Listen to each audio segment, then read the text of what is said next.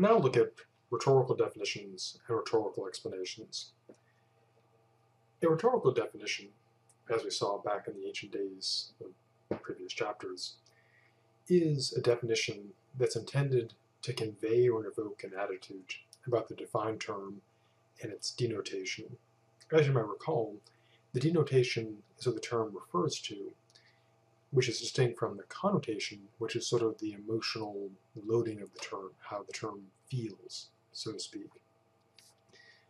Now, the purpose of a rhetorical definition is to cause the target audience to feel either good and positive about what is being defined, or to feel negative about what is being defined.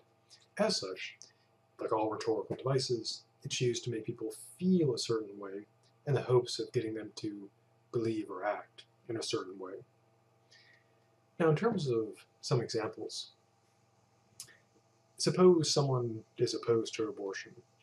The way they may choose to provide a rhetorical definition of abortion may define abortion as the murder of an unborn child, because that conveys and evokes an attitude. Murder, of course, a very negative thing, and describing it as an unborn child makes it seem even worse, describing it as a murder of children. Now, a person who is pro-choice obviously would not use such a definition. Rather, they might define abortion as the surgical procedure that is the matter of a woman's choice, because surgical procedure makes it sound more neutral, and choice is good. So it shows an example of how one may slant the definition of abortion negatively or positively. Now, in terms of using these things, as always, you need to know your target audience. You need to know what sort of things they regard as positive and they regard as negative. For example, if one is engaged in political campaign, and one knows that the audience is, say, pro-life, then the definition of abortion that involves murder would be appealing to them. Well, not that abortion would be appealing, but casting it in a negative light. But if a person is speaking before a generally pro-choice crowd, defining it that way would have a negative reaction. Likewise, in reverse, if someone is speaking before a pro-choice crowd, then the second definition would be more appealing, whereas the first one would clearly not. Now, in terms of defending against rhetorical definitions, the defense is pretty straightforward. Sort of mentally or consciously, take the loaded terms, the terms that are loaded with negativity or positivity, and replace them with a neutral definition. And so the idea is to take out the slanting and leaning of the terms, the negative or the positive, and defining it as neutrally as possible. Now, in some cases, of course, even a neutral definition may have a negative implication. For example, defining genocide will pretty much always be negative because genocide is rather negative. And of course, things might always have sort of positive leanings to them. But the idea, again, in the defense is to ask yourself, if I were to replace this definition that is rhetorical, trying to slant a certain way, with something more neutral, would I still be impacted by it? And of course, defining something does not prove or disprove anything. So as a quick recap, rhetorical definition, the function is to convey or evoke an attitude about the defined term and its denotation, what is being defined. The way to do this is load the definition negative or positive, depending on your objectives.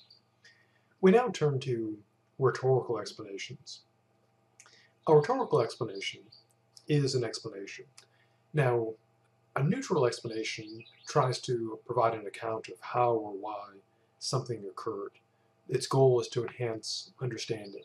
So an explanation in the neutral sense is good if after it is given, the person in question now understands whatever is being explained better.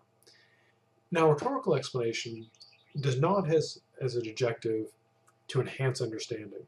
Rather, its goal is to influence the attitude of the audience or affect their behavior by either loading it negative or loading it positive. For example, suppose a person made a proposal or made a request and it was rejected. what they might say to convey an attitude towards their audience is to say something like this. It was a reasonable request that would have solved some very important problems. That is, of course, why it was rejected. And so the person's main purpose is not to provide a neutral explanation of why this occurred, but rather to make it clear that the target audience should regard this as a bad thing. Another example, a person might say, why is this country in trouble? Well, people are moving further and faster away from traditional values. People once knew what was right and what was wrong. Now people just want to grab all they can, and to hell with everyone else. This has put us on a fast track to disaster. So the objective there is not so much just to provide a neutral, objective account of why things are occurring, but rather to create in the audience a particular impression. Now, the defense against a rhetorical explanation is to ask the obvious question. The explanation is given. Does it enhance my understanding of the situation objectively, or does it seem more aimed towards making me feel a certain way, either negatively or positively? If the answer is it's aimed at making me feel a certain way, the idea is to be on defense against that. This does not mean that you shouldn't feel good or bad about it, but rather you should be on the defensive, to consider that the explanation may very well be biased. So as a quick recap, a rhetorical explanation is an explanation intended to influence attitudes or affect behavior, either swinging negative or swinging positive. And that brings us to the end of rhetorical definitions and rhetorical explanations.